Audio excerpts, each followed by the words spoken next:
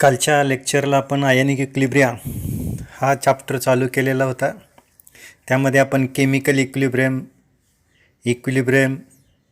त्यानंतर electrolytes, types of electrolytes, ionic equilibrium, degree of dissociation या आर्टिकलच्या संदर्भात माहिती पाहिल्यानंतर आजच्या लेक्चरला आपण ॲसिड्स आणि बेसेस या आर्टिकलकडे येऊया. ॲसिड्स अँड बेसेसकडे. हे आर्टिकल पाहत असताना acids and bases are very importance chemicals, definitely serve important function both inside and outside of scientific laboratory. Acids and bases, very familiar chemical compounds outside and inside the scientific laboratory. In everyday life, acids and bases are play a role in everything from digestion of food you eat to the function of the medicine you take, and even the cleaning product you use without acids and bases. Many of the products in your home today would not have much use. तर बघा, या ठिकाणी acids आणि bases आपल्या दैनंदिन जीवनामध्ये फार आपल्या फॅमिलीशी रिलेटेड असणारे कंपाऊंड्स आहेत. ॲसिटिक ॲसिड आपण व्हिनेगारमध्ये पाहतो की जे आपण व्हिनेगार ढोकळा तयार करत असताना अनेक रेसिपीमध्ये हा व्हिनेगार वापरला जातो. सध्या COVID-19 करोनाबद्दल आपण बऱ्याच वेळेला ऐकतो आणि ह्या करोनामध्ये व्हिटॅमिन सी या संदर्भात आपण बरीच माहिती बघतो आहे. आणि vitamin C largest containing compounds आपण सायट्रिक ॲसिड प्रेझेंट असणारं लेमन असेल किंवा सिट्रस फ्रूट्स या ठिकाणी आपण पाहतो. मॅग्नेशियम हायड्रॉक्साईड, ज्याला आपण मिल्क ऑफ मॅग्नेशियम म्हणतो, जे अँटी ॲसिड्स म्हणून आपण यूज करतो. आपणाला माहिती आहे की ज्या आपणाला डायजेशनसाठी हायड्रोक्लोरिक ॲसिडची गरज असते, स्टमकमध्ये सिक्रीट होतं. आणि हे हायड्रोक्लोरिक ॲसिड जर आपण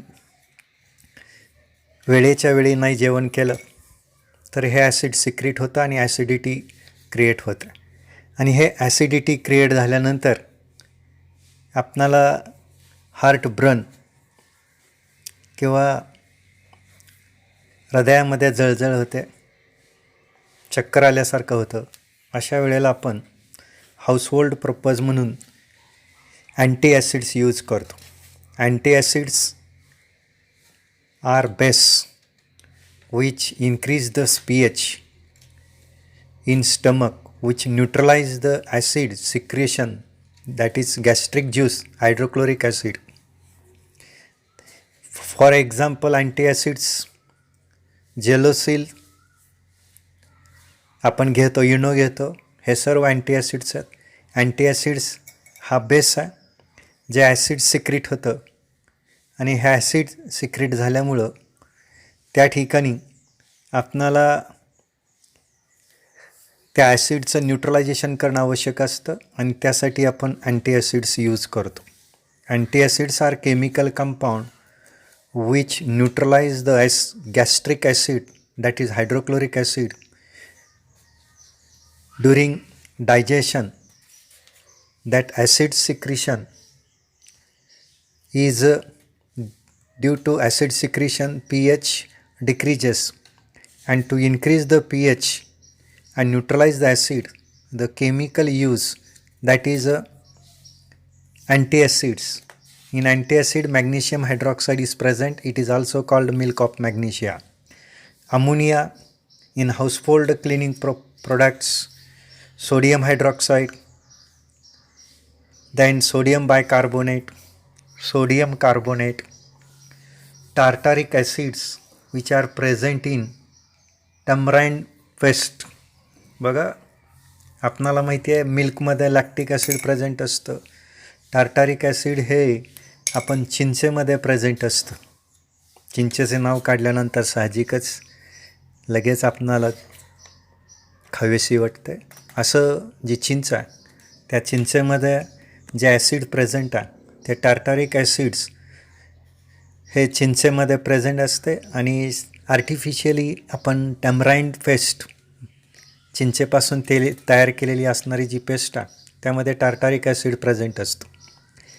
असे क्लिनिंग प्रॉडक्ट्स असतील किंवा वेगवेगळे ॲसिड्स, वेगवेगळे बेसेस या ठिकाणी आपल्या दैनंदिन जीवनामध्ये आपण पाहत असतो. आणि असे ॲसिड्स आणि बेसेस की जे हाऊसहोल्ड पर्पजमध्ये आपण यूज करत असतो, असे ॲसिड्स आणि बेसेस आपल्या दैनंदिन जीवनामध्ये आपण वापरतो. आणि यामध्ये सोडियम हायड्रॉक्साईड असेल, सोडियम बायकार्बोनेट असेल ज्याला आपण बेकिंग सोडा म्हणतो, सोडा ॲश असेल, Na2CO3 असेल, सायट्रिक ॲसिड्स असेल, त्यानंतर टूथपेस्टमध्ये असणारे बेस असतील, त्यानंतर अँटी ॲसिड्स आपण यूज करतो.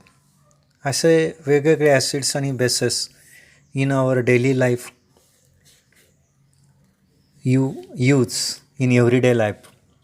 असे हे अँटी ॲसिड्स आपण ॲसिड्स आणि बेसेस पाहत असताना आपणाला ॲसिड्स आणि बेसेसच्या ज्या क्लासिकल डेफिनेशन्स आहेत त्या क्लासिकल डेफिनेशन्सकडे आपण सुरुवातीला येणार आहोत. रॉबर्ट्स बॉइल्स या सायंटिस्टने ॲसिड्स आणि बेसेस डिफाईन केले with respect to observed properties of their aqueous solution. That is a classical definition or old concept.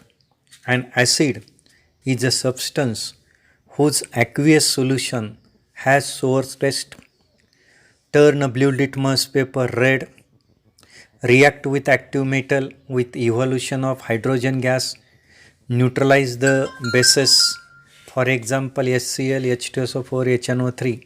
These are the acids. तर बघा आपण ॲसिड कशाला म्हणतो तर ॲसिड्स आपण ओल्ड किंवा क्लासिकल डेफिनेशन की ऑब्झर्व्ड ज्या प्रॉपर्टीज ॲक्वियस सोल्युशनच्या त्या ऑब्झर्व्ड प्रॉपर्टीज ॲक्वियस सोल्युशनच्या नुसार या ठिकाणी ॲसिडची व्याख्या करताना सांगितलं आहे की ज्या सबस्टन्सच्या ॲक्वियस सोल्युशनमध्ये निळा लिटमस तांबडा होतो. आपण लक्षात ठेवत असताना फार चांगल्या पद्धतीने लक्षात ठेवता येतं. अनिता नावाच्या मुलीचं जर नाव तुम्ही लक्षात ठेवलं, आम्लामध्ये निळा लिटमस तांबडा, या पद्धतीने तुम्ही लक्षात ठेवू शकता. सोर्स टेस्ट असतं, तुरट असं चव असते त्याला. ॲक्टिव्ह मेटलबरोबर रिॲक्ट होतं आणि हायड्रोजन गॅस त्या ठिकाणी लिबरेट होतो. उदाहरणार्थ Na+HCl gives NaCl plus H2. 2Na plus 2HCl gives 2NaCl plus H2. म्हणजे जे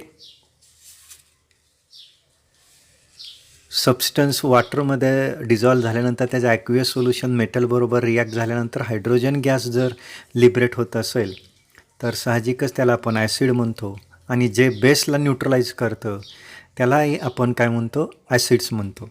अशा सोर्स टेस्ट असणारा, ब्ल्यू लिटमस रेड होणारा, ॲक्टिव्ह मेटल ॲक्टिव्ह मेटलबरोबर रिॲक्ट झाल्यानंतर हायड्रोजन गॅस लिबरेट होणारा आणि बेसला न्यूट्रलाइज करणारा जो पदार्थ आहे, सबस्टन्स आहे, ॲक्वियस सोल्युशन आहे त्याचं, त्याला आपण ॲसिड्स म्हणतो.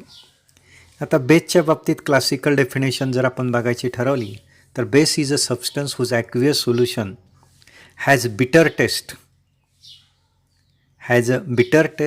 red litmus paper turn blue, feels soapy to touch it and neutralize the acid. तर बघा ज्याची टेस्ट बिटर असते, रेड लिटमस ब्ल्यू होतो आणि साबणाला जसा स्पर्श केल्यानंतर त्याला जसा सोपी टच असतो तसा टच असणारा जो पदार्थ आहे, एकदम बुळबुळीत स्पर्श आपणाला त्याचा जाणवतो त्याच्या सोल्युशनचा, असा जो पदार्थ ॲसिडला न्यूट्रलाइज करतो. तांबडा लिटमस निळा होतो, बिटर टेस्ट असतं, अशा सबस्टन्सला आपण बेस म्हणतो. आणि एक्झाम्पल म्हणून आपण NaOH, KOH ammonium hydroxide, potassium hydroxide, sodium hydroxide. आणि ज्यावेळेस base which is highly soluble in water called alkalis, ज्यावेळेस जो बेस पाण्यामध्ये वॉटरमध्ये हायली सोल्युबल असतो, अशा हायली वॉटर सोल्युबल बेसला आपण अल्कलीज म्हणतो.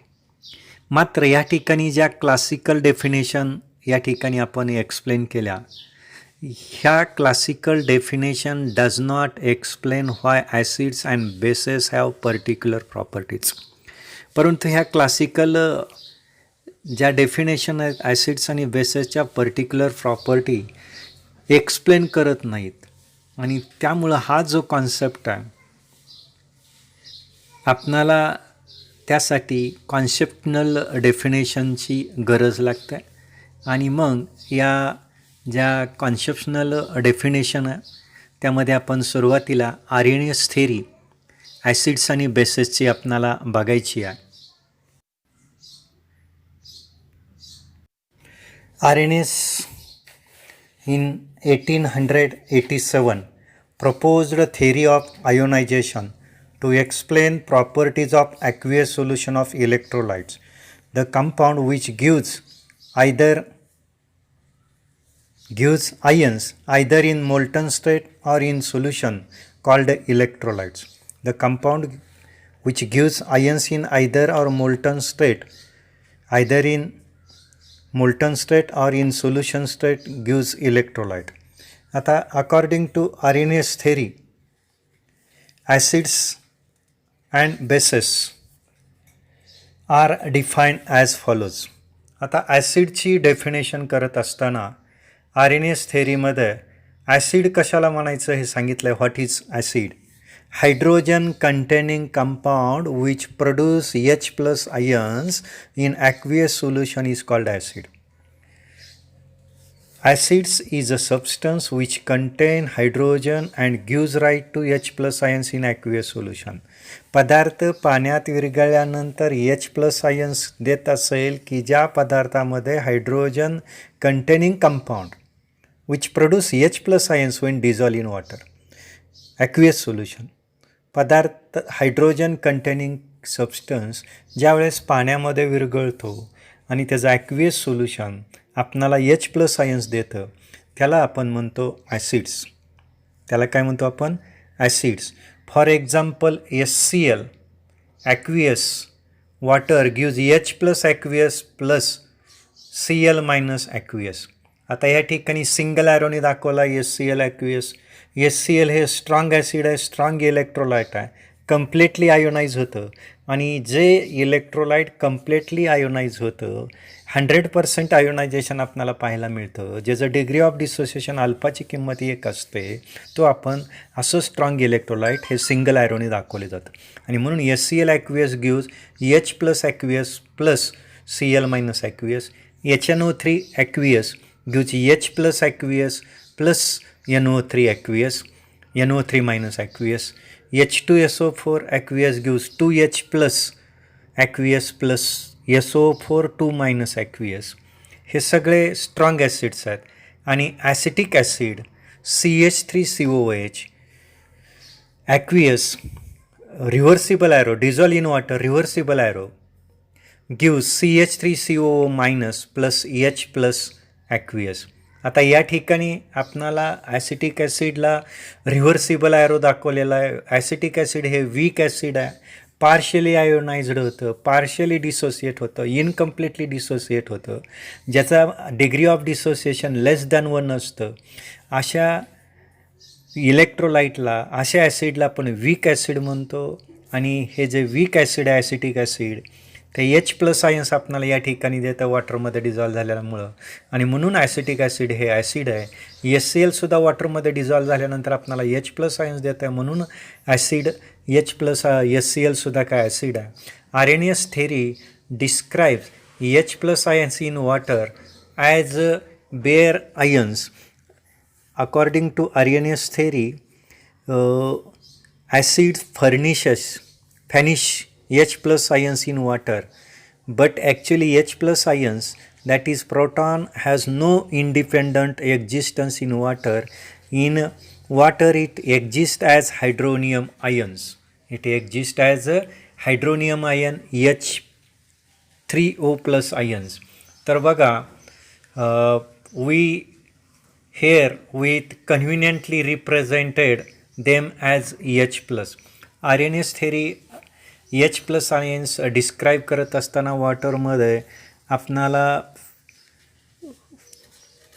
जे acids H plus ions provide करतो वॉटरमध्ये, मात्र H plus ions proton has no independence existence in water it exists as hydronium ion H2O plus H plus, it gives H3O plus. मात्र आपण इथं conveniently express करत असताना या ठिकाणी एच प्लस आयन्स म्हणून या ठिकाणी आपण रिप्रेझेंट करतो. हे जे हायड्रोक्लोरिक ॲसिड आहे, हे हायड्रोक्लोरिक ॲसिड हे गॅस्ट्रिक ज्यूस म्हणून आपण सिक्रिटेड स्टमकमध्ये सिक्रिट होतं. आपल्या जठरामध्ये जठर अग्नी प्रदीप्त करण्यासाठी त्या ठिकाणी हे ॲसिड सिक्रिट होतं. फूड डायजेशनसाठी असं इसेन्शियल असणारं ॲसिड्स आहे. आणि जर हे ॲसिडचं सिक्रेशन झाल्यानंतर समजा आपण काही खाल्लं नसेल तर साहजिकच हे ॲसिड सिक्रेट झालेलं ॲसिड तसंच आपल्या स्टमकमध्ये स्टोअर होतं आणि त्या ठिकाणी ॲसिडिटी प्रोड्यूस होतं.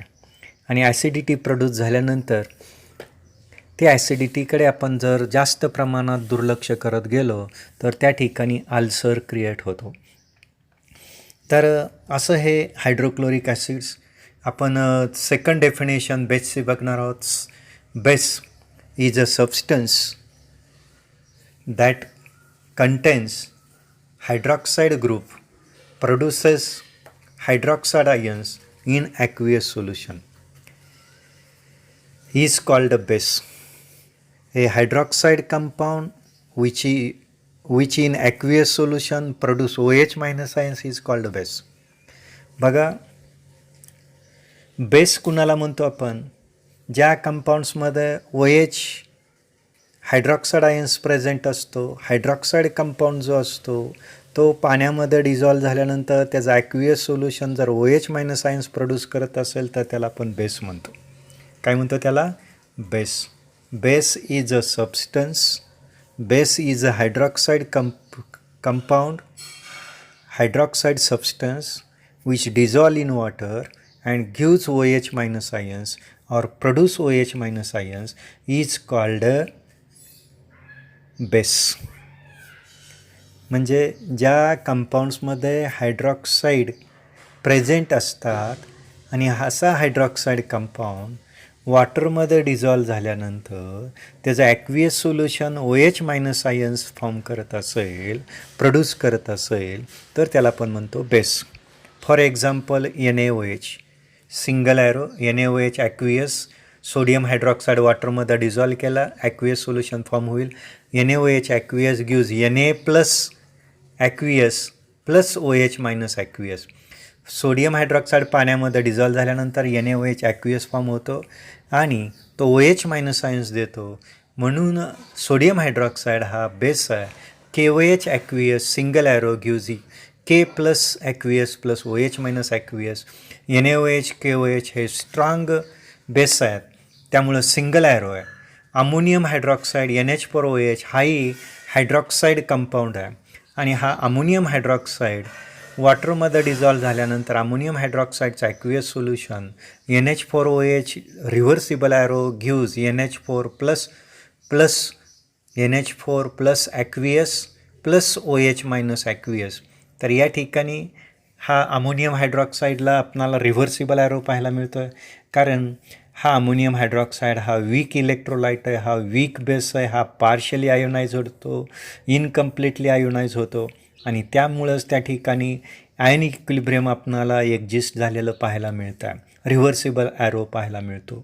आता ही जी RNS थेरी आहे, ही RNS थेरी आपण एक्सप्लेन करत असताना या ठिकाणी त्यामध्ये according to ionic theory HCl and NaOH ज्यावेळेस रिॲक्ट होतात, consider HCl is acid and NaOH is base, react with to form salt and water. HCl aqueous plus NaOH aqueous, it gives NaCl plus H2O liquid.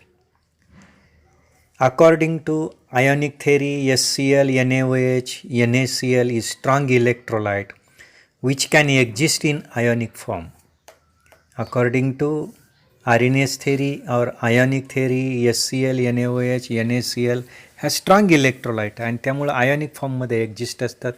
Hence ionic reaction can be represented as H plus aqueous plus Cl minus aqueous, it gives NaCl, Na plus aqueous plus OH minus aqueous.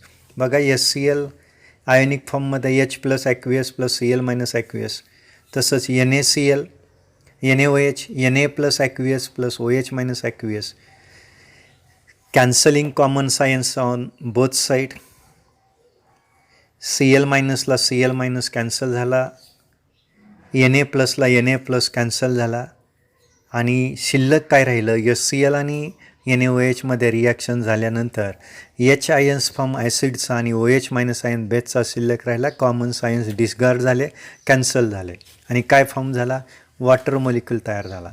अशी जी process आहे, दस process of neutralisation can be defined as the process in which H plus ions of acid combine with OH minus ions of base to form practically undissociated water molecule. तर neutralisation process आपण कशाला म्हणतो, ज्या प्रोसेसमध्ये H plus ions ॲसिडचा आणि OH minus ion बेसचा combine होतो आणि त्या ठिकाणी अनडिसोसिएटेड वॉटर मॉलिक्यूल फॉर्म होतो. आता या ठिकाणी आरएनएस थेरी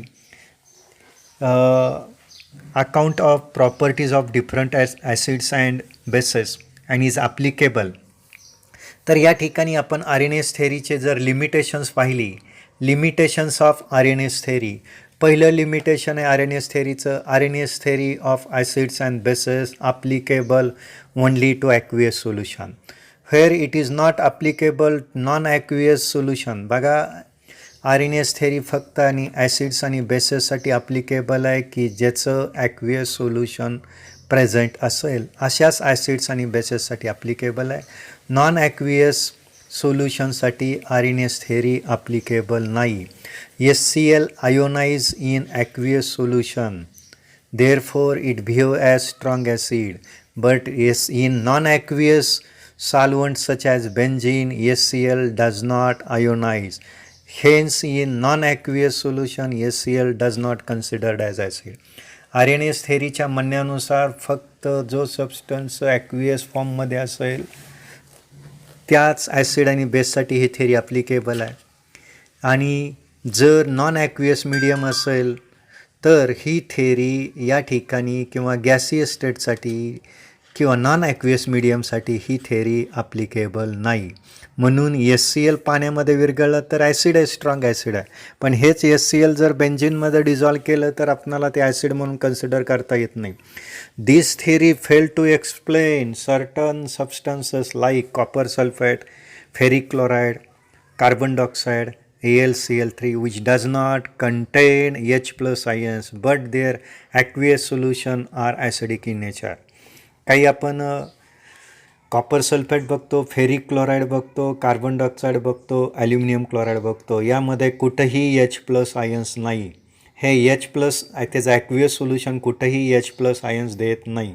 मात्र तरी आरएनएस थेरीनुसार हे ॲसिडिक नेचर नाही, पण ॲक्च्युली हे पदार्थाचं ॲक्वियस सोल्युशन हे ॲसिडिक नेचरचं आहे.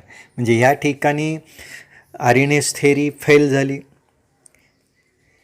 It does not explain basic nature of certain substances like Na2CO3, NH3, pyridine, sodium carbonate, ammonia, pyridine, primary amine, secondary amine, tertiary amine, which does not contain OH minus ions but their aqueous solution are basic in nature.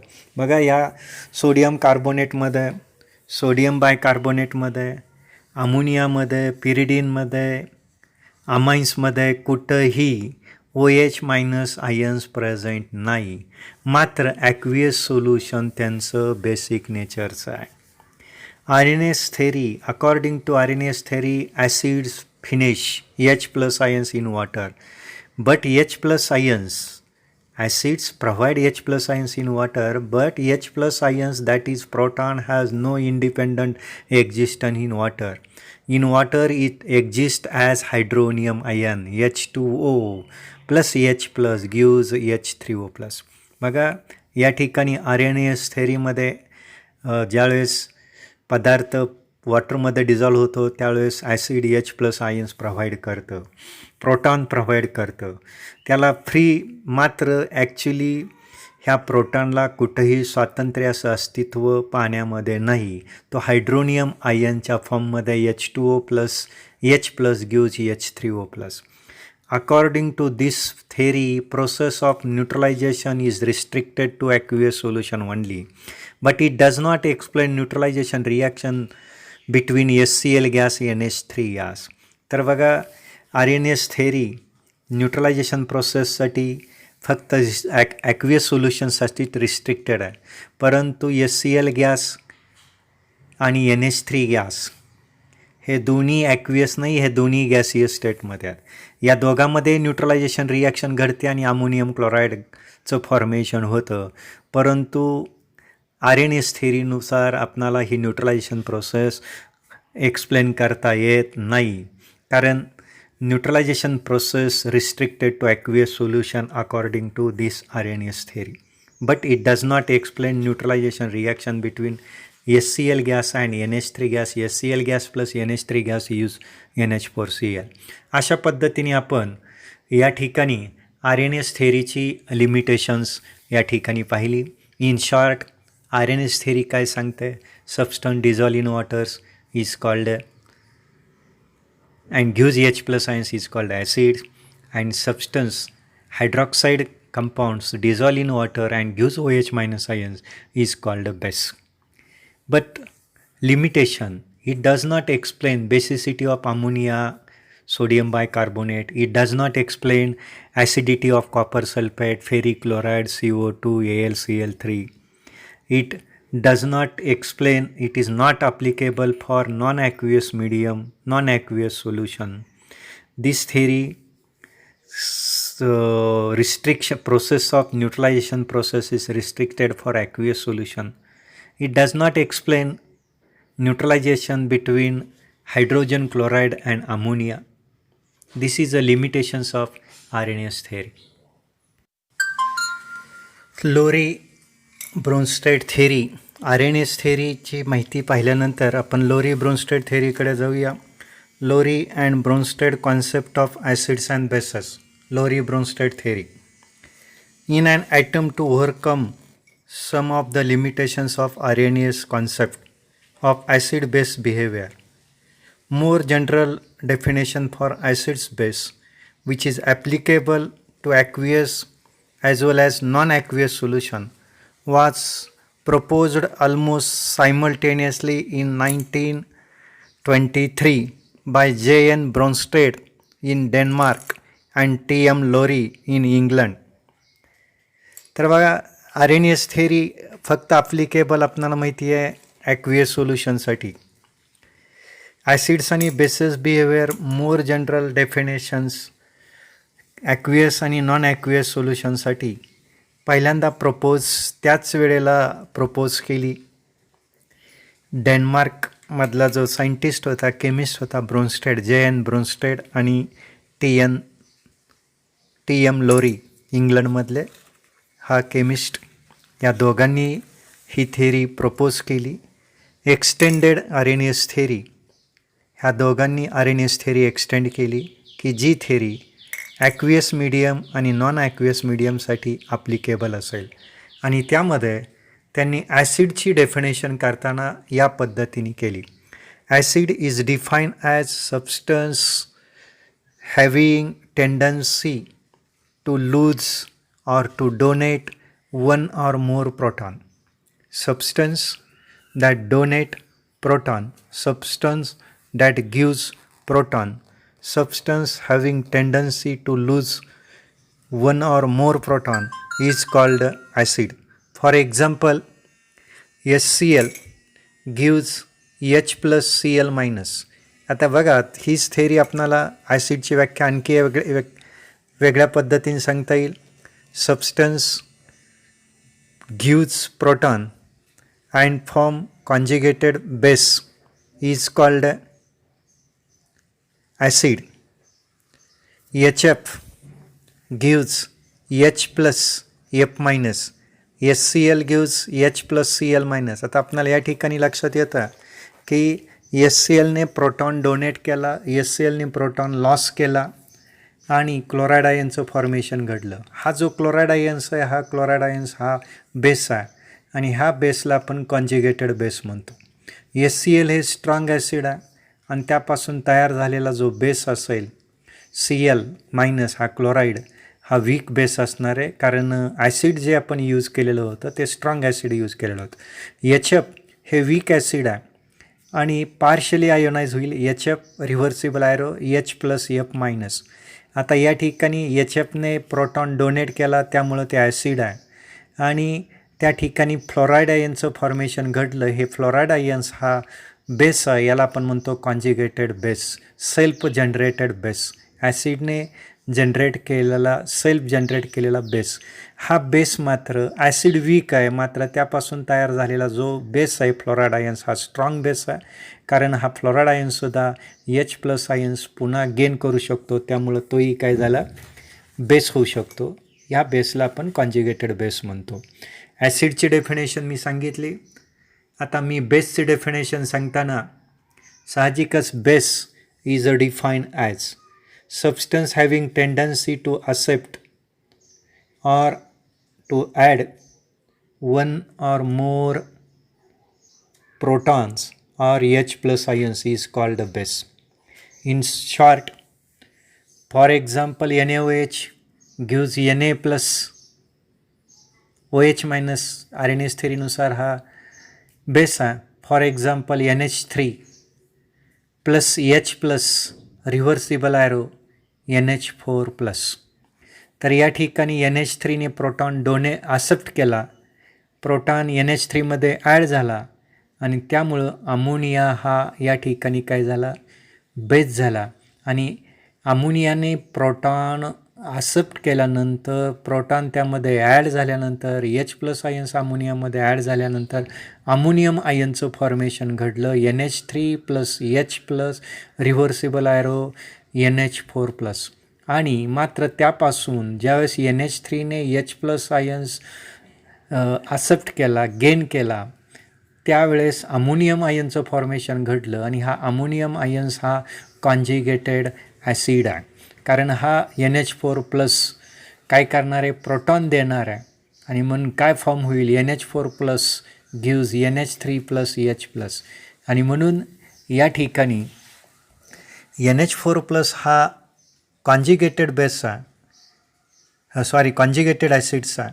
जर base weak असेल तर त्यापासून तयार होणारा acid हा strong असेल आणि acid जर वीक असेल तर त्यापासून तयार होणारा बेस हा स्ट्रॉंग बेस असेल, कॉन्ज्युगेटेड बेस. आणि बेस आणि ॲसिड दोन्ही वीक असतील तर त्यापासून तयार होणारा बेस कॉन्ज्युगेटेड बेस आणि कॉन्ज्युगेटेड ॲसिड हे काय असतं तर स्ट्रॉंग असतं. तर या ठिकाणी आपणाला मी सांगताना एक्झाम्पल सांगितलं की Bronsted theory, Lowry Bronsted theory, acid is a substance which donate protons to other compounds and conjugated base is can accept proton and acids reform.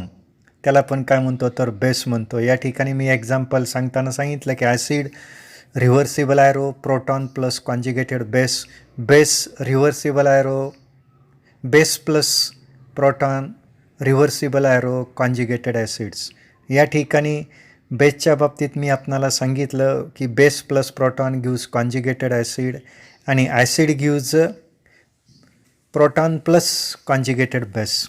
आता conjugated acids can donate proton and base reform. आणि त्याचबरोबर Lowry Bronsted थेरीनुसार Lorry-Bronsted theory of an acid-base reaction involves transfer of protons or H plus ions between acids and bases. For example मी या ठिकाणी HClचं example सांगेल. HCl हे acid आहे, स्ट्रॉंग ॲसिड आहे. अमोनिया हा बेस आहे, वीक बेस आहे. या दोघांमध्ये रिॲक्शन घडतं, त्या reversible arrow NH4 plus plus Cl minus equilibrium exist होतं. HCl हे ॲसिड आहे का, तर HCl हे लोरी ब्रोन्स्टेड थिअरीनुसार HCl gives proton, HCl donate protons, आणि त्यामुळं H प्लस आयन्स डोनेट करत असल्यामुळं HCl ॲसिड आहे. आणि NH3 हा बेस आहे, कारण NH3 हा प्रोटॉन गेन करतो, NH3मध्ये प्रोटॉन ॲड होतो आहे, आणि त्यामुळे NH3 हा बेस आहे. साहजिकच HCl ज्यावेळेस NH3ला प्रोटॉन डोनेट करतो त्यावेळेस NH3मध्ये H प्लस आयन्स ॲड झाल्यानंतर NH4 प्लस आयनचं फॉर्मेशन घडतं, अमोनियम आयनचं फॉर्मेशन घडतं. NH4 प्लस हा ॲसिड आहे, हा क्लोराईड आयन्सला H प्लस आयन्स देणार आहे, आणि काय फॉर्म होईल तर NH3 आणि HCl. साहजिकच NH4 प्लस हा ॲसिड 2 झाला, अमोनिया हा बेस 2 आहे, कारण HCl हे ॲसिड आहे, आणि हे HCl ॲसिड असताना हा HCl प्रोटॉन डोनेट करतं म्हणून ॲसिड 1 आहे, आणि त्यापासून जो बेस तयार झाला क्लोराईड आयन्स हा बेस 1. ज्यावेळेस पहिलं ॲसिड बेस रिफॉर्म करतं, बेस तयार करतं, HCl gives protons plus base, त्या बेसला आपण कॉन्जुगेटेड बेस म्हणतो. साहजिकच Cl क्लोराईड आयन्स हा बेस 1 झाला, ॲसिड 1 पासून तयार झालेला बेस आहे, आणि बेस 2 पासून ॲसिड 2 तयार होतं. NH3 हा बेस आहे, कारण तो H प्लस आयन्स गेन करतो आहे म्हणून तो बेस आहे, आणि तो काय फॉर्म करतो तर कॉन्जुगेटेड ॲसिडचं फॉर्मेशन करतो. सेल्फ जनरेटेड हा बेस सेल्फ जनरेटेड ॲसिड तयार करतो, म्हणून त्याला आपण कॉन्जुगेटेड बेस म्हणतो. आता जर आपण या ठिकाणी बघितलं तर प्रोटॉन डोनर, ज्याला आपण प्रोटोजेनिक म्हणतो, ॲसिड हे प्रोटॉन डोनर आहे, प्रोटोजेनिक आहे, आणि बेस हा प्रोटॉन ॲसेप्टर आहे. साहजिकच तो प्रोटॉन फिलिक आहे. प्रोटॉन फिलिक, प्रोटॉन गेन करणारा, प्रोटॉनबद्दल प्रेम असणारा जो सबस्टन्स आहे त्याला आपण बेस म्हणतो, आणि प्रोटॉन डोनेट करणारा protogenic, proton donor, proton gives, त्याला आपण काय म्हणतो तर ॲसिड म्हणतो. आता या ठिकाणी आपणाला असं लक्षात येईल की HCl हे स्ट्रॉंग ॲसिड आहे, आणि त्यापासून जो बेस तयार झाला क्लोराईड आयन्स हा बेस हा वीक बेस आहे, कारण ॲसिड ज्यावेळेस स्ट्रॉंग असतं त्यापासून तयार होणारा बेस हा वीक असतो, कॉन्जुगेटेड बेस हा वीक असतो, आणि ज्यावेळेस बेस वीक असतो त्यापासून तयार होणारं ॲसिड हे स्ट्रॉंग असतं. साहजिकच अमोनियम हे जे ॲसिड 2 आहे हे स्ट्रॉंग ॲसिड आहे ज्यावेळेस आपण बेस वीक वापरला त्यावेळेस. साहजिकच या ठिकाणी आपणाला असं लक्षात आलं की या ठिकाणी HCl आणि Cl मायनस हा ॲसिड बेस पेअर आहे, आणि NH3 आणि NH4 प्लस हेही एक ॲसिड बेस पेअर आहे. ह्या दोन्ही ॲसिड बेस पेअर या रिॲक्शनमध्ये आपणाला असं लक्षात येतं की आणखी मी एक दुसरं एक्झाम्पल या ठिकाणी सांगेल की या ठिकाणी HCl हे ॲसिड आहे, आणि H2O बरोबर HCl ॲक्वियसची रिॲक्शन होतं. साहजिकच HCl प्रोटॉन डोनेट करतं, आणि त्यामुळं HCl हे ॲसिड आहे, आणि हायड्रोनियम आयनचं फॉर्मेशन घडतं. प्रोटॉन डोनेट केल्यानंतर हा प्रोटॉन डोनेट कुणाला केला जातो तर वॉटरला हा प्रोटॉन डोनेट केला जातो. या ठिकाणी H2 हा बेस आहे, तो प्रोटॉन ॲक्सेप्ट करतो HCl कडून. साहजिकच H2O हा बेस 2 झाला, आणि HCl हे ॲसिड 1 झालं, कारण त्यापासून जो सेल्फ जनरेटेड बेस तयार झाला ज्याला आपण बेस 1 म्हणतो तो आहे Cl मायनस. साहजिकच H2O हा बेस आहे, प्रोटॉन ॲक्सेप्ट केला, हा बेस 2 आहे, कारण तो बेस 2 काय आहे तर त्यापासून ॲसिड 2 तयार होतं म्हणून तो बेस 2 आहे. हा प्रोटॉन ॲक्सेप्ट करतो म्हणून H2O बेस आहे.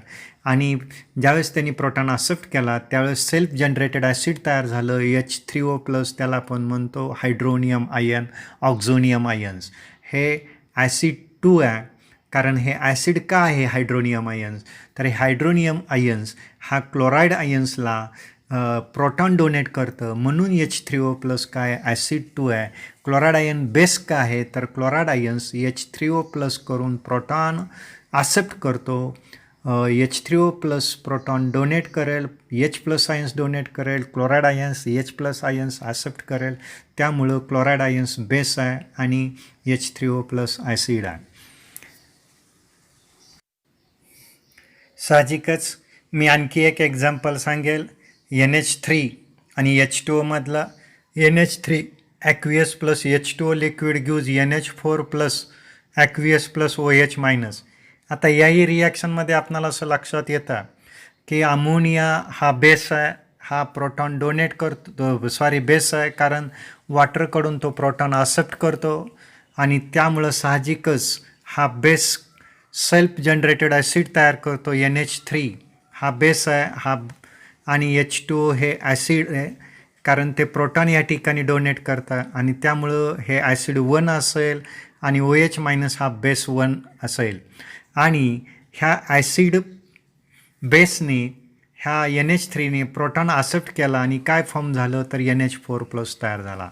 हा NH3 हा बेस आहे आणि हा बेसपासून या बेसमध्ये प्रोटॉन ॲड केल्यानंतर जे ॲसिड तयार झालं त्या ॲसिडला आपण म्हणणार आहे कॉन्जुगेटेड ॲसिड. काय म्हणणार याला कॉन्जुगेटेड ॲसिड. आणि वॉटरने प्रोटॉन डोनेट केल्यानंतर त्या ठिकाणी OH- आयनचं फॉर्मेशन झालं म्हणून हा वॉटर हा ॲसिड असेल आणि हा OH- हा त्यापासून तयार झालेला सेल्फ जनरेटेड बेस असेल ज्याला आपण कॉन्जुगेटेड बेस म्हणतो. हा OH- आयन्स हा बेस आहे. त्यानंतर मी आणखी एक एक्झाम्पल सांगेल. NH4+ अमोनियम आयन्स ॲसिड हा H2Oला काय करेल तर या ठिकाणी H+ आयन्स देईल आणि त्यामुळे NH4+ हा ॲसिड 1 असेल आणि त्यापासून सेल्फ जनरेटेड बेस तयार झाला कुठला NH3. तर या ठिकाणी H2O हा प्रोटॉन ॲक्सेप्ट करता, NH4 कडून प्रोटॉन स्वीकारता, साहजिकच H2O या ठिकाणी काय झाला बेस आणि H2Oने प्रोटॉन स्वीकारल्यानंतर त्या ठिकाणी हायड्रोनियम आयन तयार झाला आणि हा हायड्रोनियम आयन साहजिकच या ठिकाणी ॲसिड असेल. या ठिकाणी आपल्याला लक्षात येईल की NH3 हा बेस आहे कारण तो प्रोटॉन गेन करतो आहे कुणाकडून H3O+ कडून आणि H3O+ हा ॲसिड आहे कारण तो प्रोटॉन काय करतो आहे मिळवतो आहे. साहजिकच याही ठिकाणी आपणाला लक्षात येईल की NH4+ ॲसिड 1 आहे आणि NH3 हा बेस 1 आहे आणि H2 हा बेस 2 आहे आणि H3O+ हा ॲसिड 2 आहे. साहजिकच आपण या रिॲक्शन बघितल्यानंतर आपणाला तिसरं एक्झाम्पल मी NH3 aqueous plus H3O aqueous जर घेतलं तर NH3 हा H3O कडून प्रोटॉन गेन करतो आहे म्हणून NH3 बेस आहे आणि H3O+ हा ॲसिड 1 आहे, तो प्रोटॉन डोनेट करतो आहे. त्या it gives proton to NH3, therefore H3O+ is acid 1 and it gives proton, then it gives H2O that is a base. या ठिकाणी H2O हा कॉन्जुगेटेड बेस झाला कुणाचा H3O+चा आणि NH3 हा बेस आहे त्याचा कॉन्जुगेटेड ॲसिड झालं NH4+. या ठिकाणी आपणाला लक्षात येईल की ज्यावेळेस ॲसिड स्ट्रॉंग असतं त्यापासून तयार होणारा जो सेल्फ जनरेटेड बेस ज्याला कॉन्जुगेटेड बेस म्हणतो तो वीक असतो आणि ज्यावेळेस बेस स्ट्रॉंग असतं त्यापासून तयार होणारा जे ॲसिड आहे ते ॲसिड स्ट्रॉंग बेस असेल तर तयार होणारा ॲसिड वीक असेल आणि बेस आणि ॲसिड दोन्ही वीक असतील तर वीक ॲसिडपासून तयार होणारा कॉन्जुगेटेड बेस हा स्ट्रॉंग असतो आणि बेस जर वीक असेल त्यापासून तयार होणारं कॉन्जुगेटेड ॲसिड हे स्ट्रॉंग कॉन्जुगेटेड ॲसिड्स असतं. Strong Bronsted Lowry acids are those which have strong tendency to give proton and their corresponding conjugated base is weak. And weak Bronsted Lowry acids will be little tendency to donate proton and their corresponding conjugated base is strong. बघा मी आत्ताच आपणाला सांगितलं लोरी ब्रोन्स्टेड थेअरीनुसार strong acid की ज्याच्याकडे proton donate करण्याची tendency strong असते आणि त्यापासून तयार होणारा बेस वीक असतो.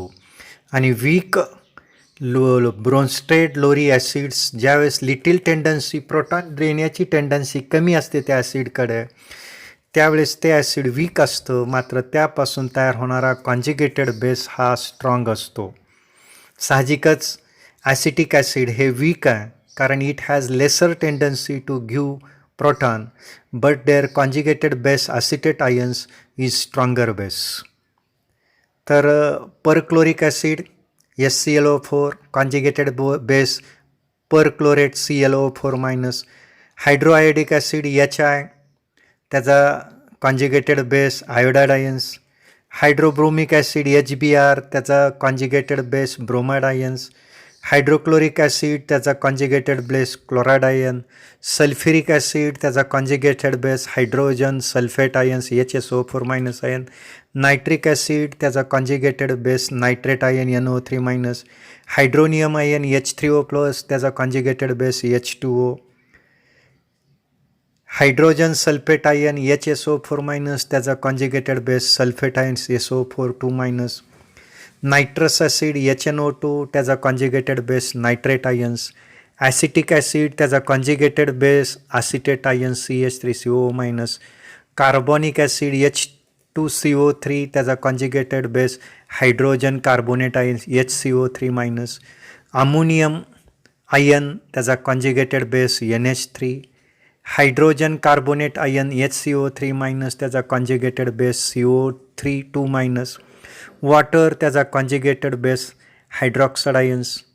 मिथिल अल्कोहोल त्याचा कॉन्जुगेटेड बेस मिथॉक्साइड आयन्स CH3OAचा conjugated base CH3O minus. NH3 त्याचा conjugated base amide ions NH2 minus.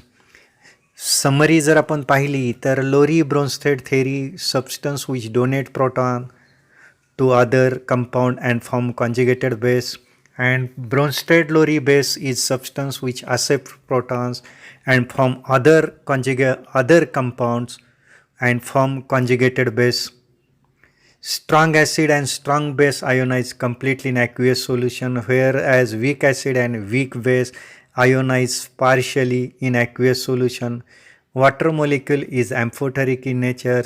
It can act as a